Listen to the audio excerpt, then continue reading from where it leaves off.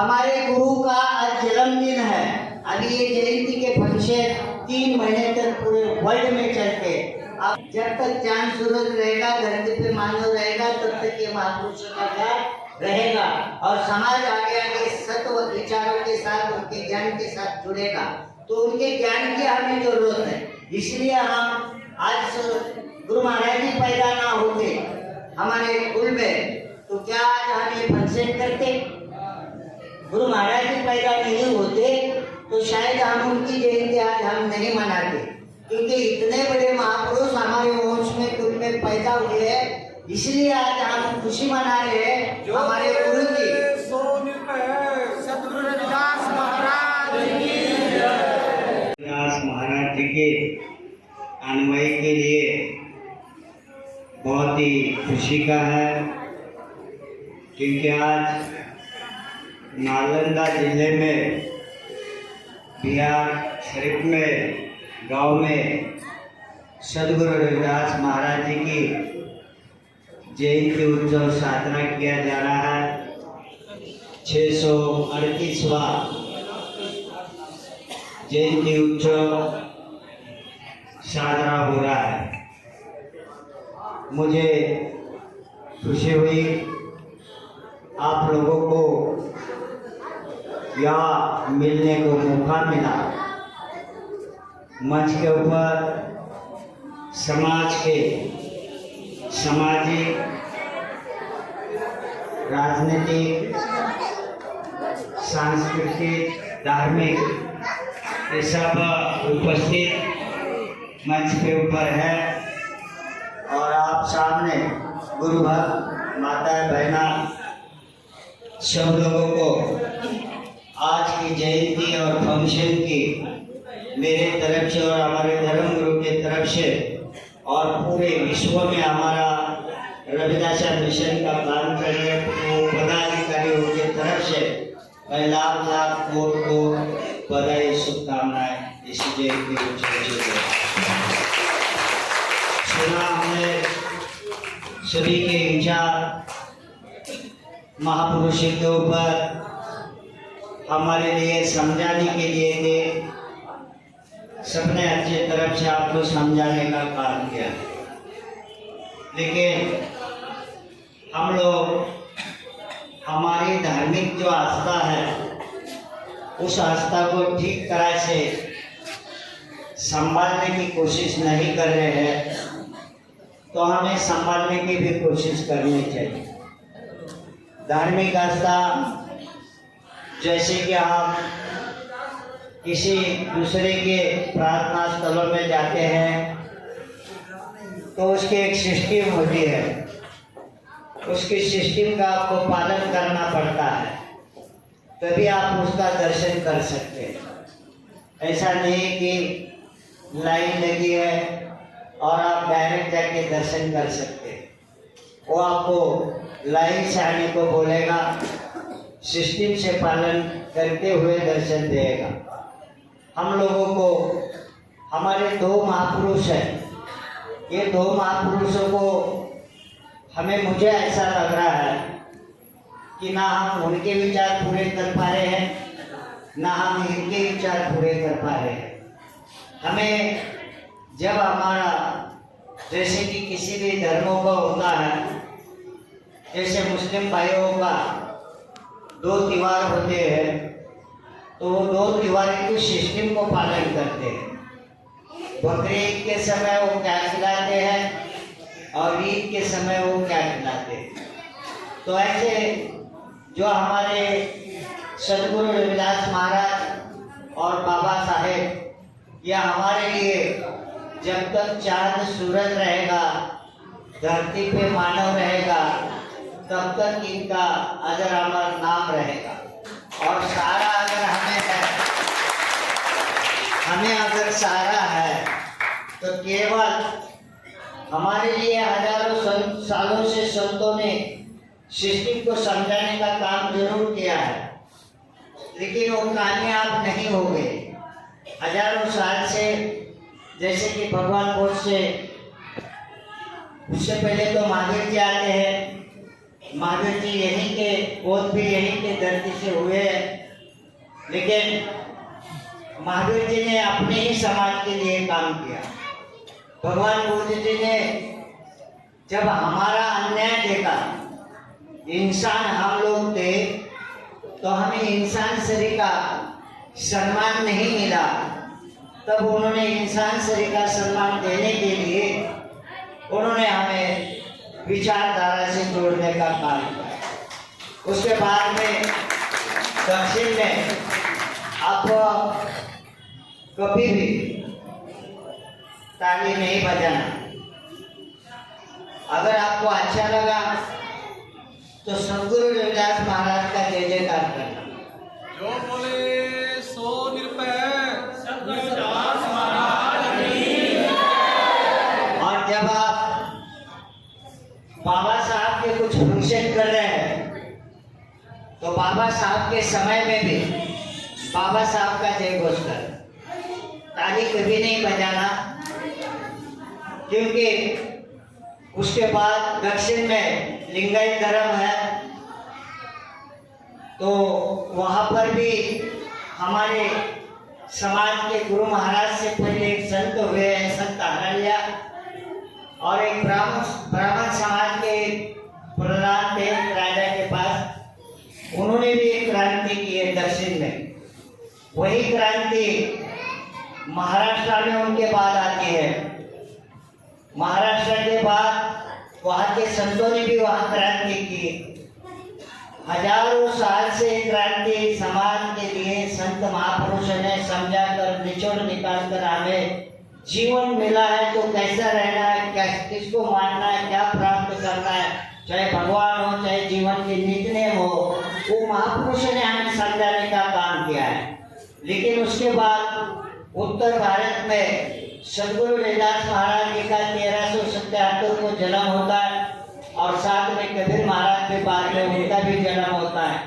तो ये दो संत और महापुरुषों के हाथ से जो क्रांति हुई है, तो जो ये निचोड़ है परमात्मा के नाम से, जो ये मंदिर की चीज हो, पूजा की चीज हो, भगवान का नाम हो, जो आज हमारे दिमागों में घुसा दिया है कि जो कुछ करता है परमात्मा करता है। आज हमारे लोगों को इतना ही मालूम है कि ये सब कुछ परमात्मा कर रहा है, लेकिन परमात्मा ने आप लोगों के लिए क्या किया है और हमारा परमात्मा कौन सा है, ये हमें जानने की बहुत जरूरत है। परमात्मा ने आपके लिए एक जन्म दिया है। जैसे एक किताब होता है, उसका इधर का पन्ना आपका जन्म है और इधर का पन्ना आपका अंतिम एंड है, और ये दो के बीच में जो पन्ने हैं वो आपके कर्म है। जैसी करनी करेंगे वैसा फल उसका प्राप्त होगा। तो परमात्मा की जो सिस्टम और नियम है, परमात्मा आके आपके हाथ को ऐसा पकड़ता नहीं, परमात्मा आपको समझाता नहीं। परमात्मा जो है सदगुरु रविदास महाराज जी ने आपको समझाने का काम किया कि जो उनका राम है तो उनका राम दशरथ का बेटा नहीं है।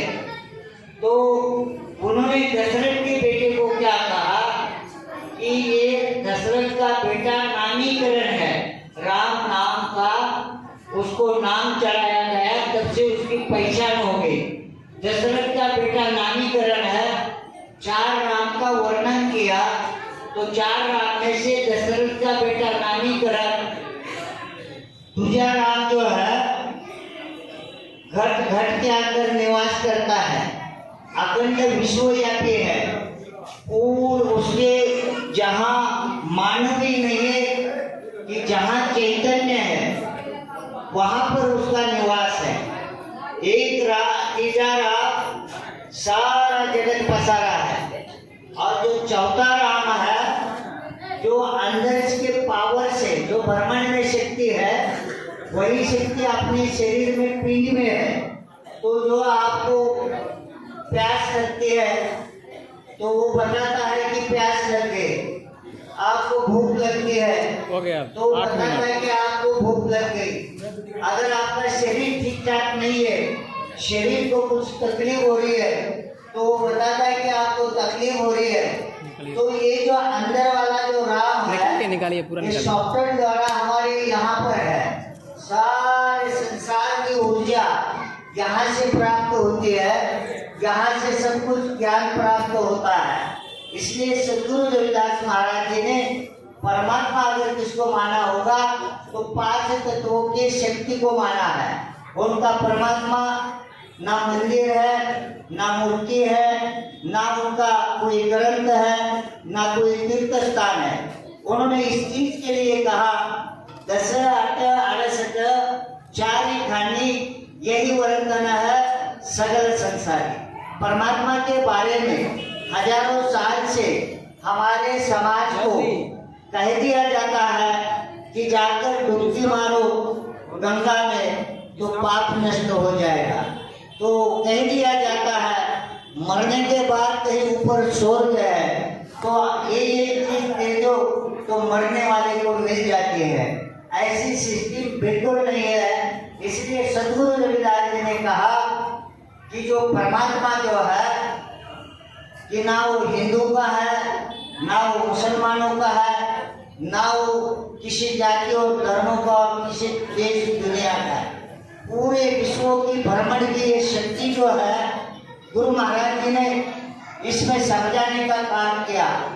जैसे आज हम समझ रहे हैं सारे धर्मों के गुरु आपको बताते हैं लास्ट में कि देखो हमारे गुरु ने ये परमात्मा है और ये संसार को इन्होंने निर्माण किया है। अगर आप सनातन में है तो बताया जाएगा कि ब्रह्मा विष्णु महेश ने सारा संसार को निर्माण किया है। अगर आप मुस्लिम है तो बताया जाएगा कि ये सब कुछ अल्लाह ने निर्माण किया है। अगर आप बौद्ध में है तो बताया जाएगा कि भगवान बुद्ध ने ही निर्माण किया है। अगर आप सिखों में है तो बताया जाएगा कि ये सब कुछ वाहिगुरु ने निर्माण किया है। लेकिन जो जिसने ये संसार को निर्माण किया है वास्तव में सद्गुरु रविदास महाराज जी ने सही और सत्य बताने का काम किया है। अभी सद्गुरु रविदास महाराज ने 10 8 68 चारी खानी यही वर्णन है सगल संसारी। जैसे दूध होता है अगर उसको गर्म करोगे तो उसके ऊपर साय आती है, आप क्या बोलते हो, छाली आती है और उसके बाद उसको आप दही होता है तो उसको आप उछाल के तो मक्खन आता है और उसके बाद जैसे गर्म करते हैं तो घी बन जाता है। तो घी के आगे उसका कोई भी काम नहीं। भले चाहे परमात्मा के नाम से कितने भी धर्म आपको समझाने का काम करे और कितने भी धर्म अपनी महिमा बढ़ाने का काम करे, लेकिन जो परमात्मा ओरिजिनल है जो सभी जीवों के ऊपर कृपा कर रहा है, हजारों लाखों साल से संसार चल रहा है, तो वो शक्ति को गुरु महाराज जी ने राम कहा। तो वो जो राम है तो इन्होंने जैसे 10 और 8 18 पूरा 68 तीर्थ तो इन्होंने इतने में ही संसार बता दिया आपको कि यही भगवान है, यहाँ डुबकी मारो, ये ग्रंथ पढ़ो, ये करो, तब आपका उद्धार हो जाएगा। लेकिन गुरु महाराज आगे की बातें बता रहे हैं 4 ही खानी।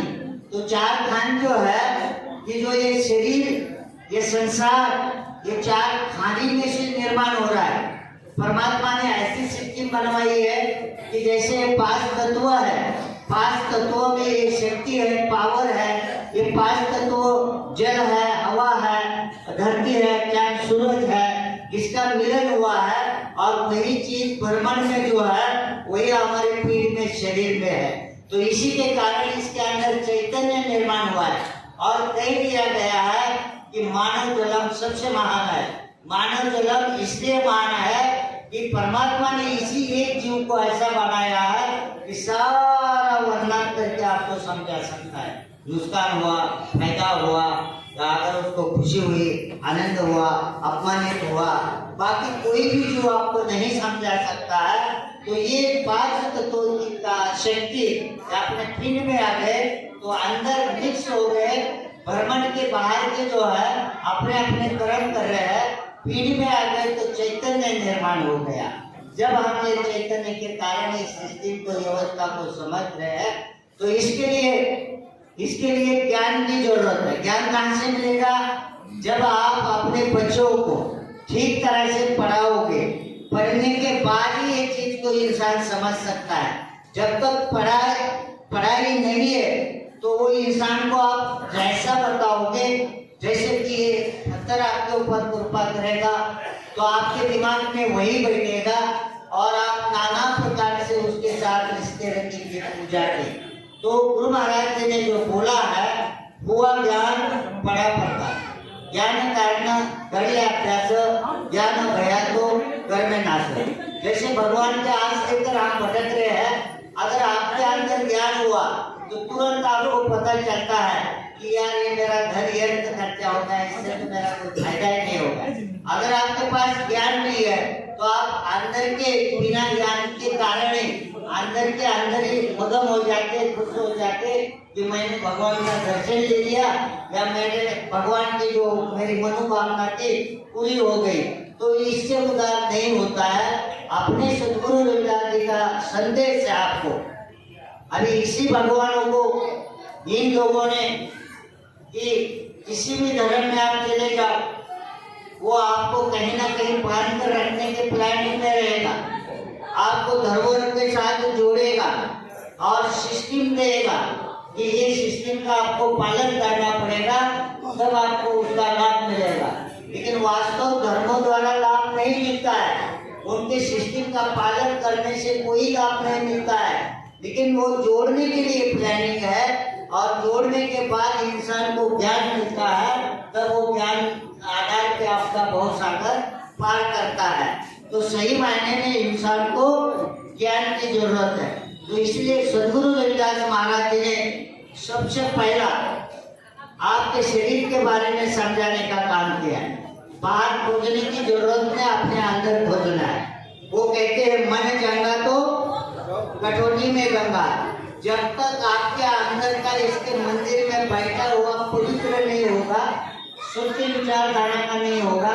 अगर बुरी विचारधारा का होगा तो बुरे ही कर्म करवाएगा। अगर आपके अंदर मन अच्छा है तो आपका अच्छा ही कर्म होगा, अच्छा ही हो जाएगा।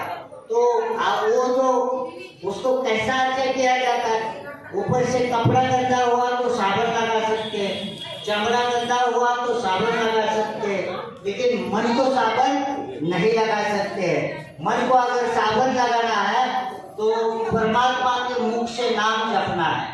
अरे हमारा परमात्मा कौन है? ना मूर्ति है, ना तीर्थ स्थान है, ना मंदिर मस्जिद है, लेकिन हम भी मंदिर बना रहे हैं। तो मंदिर बनाने के पीछे की भी समाज को उद्देश्य पता होना चाहिए। मंदिर बनाने के उद्देश्य क्या है? ये प्रार्थना स्थल हम उनके क्यों बनाते हैं? इसलिए बनाते जो ये महापुरुषों को ज्ञान प्राप्त हुआ तो आज वो हमारे पास ज्ञान कारण शरीर इनका चला गया है, लेकिन आज इनका ज्ञान है। जब तक ज्ञान सूरज रहेगा, धरती पे मानव रहेगा, तब तक ये महापुरुषों का ज्ञान रहेगा और समाज आगे आगे सत्व विचारों के साथ, उनके ज्ञान के साथ जुड़ेगा। तो उनके ज्ञान की हमें जरूरत है। इसलिए हम आज गुरु महाराज जी पैदा ना होते हमारे कुल में तो क्या आज हम ये फंक्शन करते? गुरु महाराज जी पैदा नहीं होते तो शायद हम उनकी जयंती आज हम नहीं मनाते, क्योंकि इतने बड़े महापुरुष हमारे वंश में कुल में पैदा हुए हैं। इसलिए आज हम खुशी मना रहे हैं हमारे गुरु की। सदगुरु रविदास महाराज की हमारे गुरु का आज जन्मदिन है। अभी ये जयंती के फंक्शन 3 महीने तक पूरे वर्ल्ड में चलते हैं। आपको पता होना चाहिए दुनिया में सभी जगह सदगुरु रविदास महाराज जी के प्रार्थना स्थल बन चुके हैं। हजारों करोड़ों अरबों रुपए के प्रदेशों में मंदिर है, लेकिन आज हमारे यहाँ के मंदिर जो है ठीक तरह से साफ सुथरा नहीं रहता है, ना वहाँ नित्य कोई पालन होता है, ना हमने मंदिर बना लिया तो वहाँ मंदिर किस लिए बनाया? क्या हमें जाके उनके ज्ञान को शरण जाना है, उनका ज्ञान धारण करना है, ना हम एक तरह से ज्ञान धारण करें। इसलिए हमारी जो ये सिस्टम है, शायद ऐसे परंपरा से हम चलेंगे तो हमारा बिल्कुल मुझे नहीं लगता कि हम एक हो जाएंगे। हमें एक होने की विचारधारा के ऊपर चलना चाहिए। इतने ही बड़े बड़े आपको पता है देश का पंतप्रधान जब सिख धर्म का था तो वहां जाकर पंत प्रधान होते हुए वहां जाकर गोल्डन टेम्पल में जूते साफ करने की सेवा करता था। अभी हमारे लोगों को धार्मिक चीज में कि जो सही मायने में हम कितने भी विद्वान हो, लेकिन जो गुरु की वाणी सही सुनने मिल रही है वहां बैठकर सुनने का काम करना चाहिए। ये चीज दो धर्मों को हमें ठीक तरह से समझने की जरूरत है। जिस दिन जयंती आएगी कि जयंती, मैं ये नहीं कह रहा हूँ कि आप बाबा साहब को जय भीम मत करो, जयकारा मत दो, लेकिन आज आप किसके लिए बैठे उसकी वाणी समझने दो। आज जिस दिन बाबा साहब का जन्मदिन आएगा, हमारे दो त्योहार हैं। वैसे तो बहुत सारे महापुरुष हैं, लेकिन दो त्योहार ये युगो युगो चले जाए, आगे थोड़े और साल चले जाएंगे तो ये हमारे लिए त्योहार ही बन जाएंगे। अभी हिंदुओं के त्योहार जो है, मुसलमानों के त्योहार जो है, क्रिश्चियन के त्योहार जो है, जो गुरु ने बोला है उसका जन्मदिन हो या अंतिम दिन हो वो साजरा करते हैं, उसी को वो त्योहार बोलते हैं। तो क्या हमारे त्योहार नहीं है? ये दो त्योहार हमारे नहीं है? तो ये दो त्योहार को अपने अपने सिस्टम से संभालना चाहिए। यहाँ पर जिस दिन गुरु रविदास महाराज जी की जयंती आप शादी करते हैं, अपने घर में अच्छा खाना बनाना चाहिए, आपके बच्चों को नए कपड़े पिलाना चाहिए, आपके रिश्तेदारों को भी बुला के खिलाना चाहिए। वो मुसलमान भाई सुरकुंबा लेके जाते घरों घरों में बांटते, आओ तो मेरे घर में, तो सबके घरों में ये होना चाहिए और साफ सुथरे मन से उनकी वाणी को धारण करना चाहिए। अभी आपको कुछ फायदा नहीं है, इन्होंने बताया सही बात है, ये भी एक ठीक की बात है। अभी हमें 3 विषय पे हमारा काम करने की जरूरत है। अगर आप धर्मों का, धार्मिक और आस्था का काम कर रहे हैं तो आपको किसी भी तीर्थ स्थानों में बाहर जाके भटकने की जरूरत नहीं है क्या? अगर आप उनसे महान, उन्होंने तो ठगने के लिए व्यवस्था बनाई और हमारे गुरुओं ने तो कल्याण होने के लिए व्यवस्था बनाई। उनसे महान अगर हमारे गुरु के पास है तो हमें उसको मानना चाहिए। आपको पता होना चाहिए कि ना किसी धर्मस्थानों में इधर उधर जाते हुए आपके गुरु के प्रार्थना स्थलों में जाना चाहिए। धार्मिक कार्य में जाते हुए आपकी कमाई का भी कुछ दान करना चाहिए, तभी आपकी सिस्टम धरोहर मजबूत हो सकती है। हम दूसरे के सिस्टम को मजबूत करें। कभी कभी हम बोलते हैं हमारे घर में गाय है, दूध दे रही है और पड़ोसन पहलवान है, तो खुशी के मारे हम दूध निकाल कर वो पहलवान को ही पिला रहे, लेकिन हमारे घर में बच्चा है, अगर वो दूध हमने हमारे बच्चों को पिलाएंगे तो हमारा बच्चा भी पहलवान बन सकता है। तो हम उलट काम कर रहे हैं। जो काम हमारा है तो 3 विषय के ऊपर आपको ख्याल रखना है।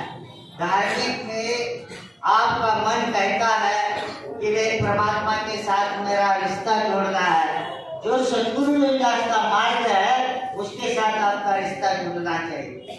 जो आपको सामाजिक कहीं अन्याय होता है, अभी साफ बता रहे थे मेरे को कि किसी लड़की के ऊपर अन्याय हुआ और उन्होंने वहां पर न्याय देने का काम किया, तो हमारा समाज संगठन भी एक ही होना चाहिए, हमारा धार्मिक कार्य भी एक ही होना चाहिए। अगर आप तीसरा जो है, जब तक आपके लोग आप राजनीति में, आपके पार्लियामेंट में या अन्य राज्य के अपने इसमें नहीं देखेंगे तब तक आपका उद्धार नहीं हो सकता है। तो अगर हम मतदान करते हैं, वोट डालते हैं, तो वो भी हमें सोच समझ कर हमारे लोगों को डालना चाहिए और हमारे लोगों को मजबूत करना चाहिए। तो हमारा आज तक वो काशीराम साहब बताते थे 3.5 टके पूरी सत्ता उनके हाथ में, और प्रचार समाज जागृति करते करते साहब ने राज कर भी दिखा दिया और इसी विचारधारा को हमें जोड़ दिया कि आप लोग अपने समाज को गुरु रविदास महाराज के विचारों को जोड़ो। ये विचारधारा जोड़ने वाले इंसान की आस्था है। जब आस्था से जुड़ेगा वो आदमी जुड़ जाएगा। अगर आस्था से दूसरे के पास जा रहा है तो हमारा होते हुए हमारा कमजोर होते जाएगा। लगभग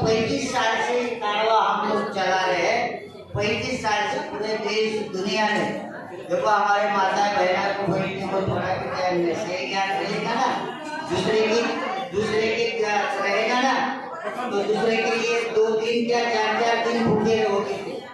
हमारे पास, और ये हमारी भी गलती है, आपका दोस्त नहीं है।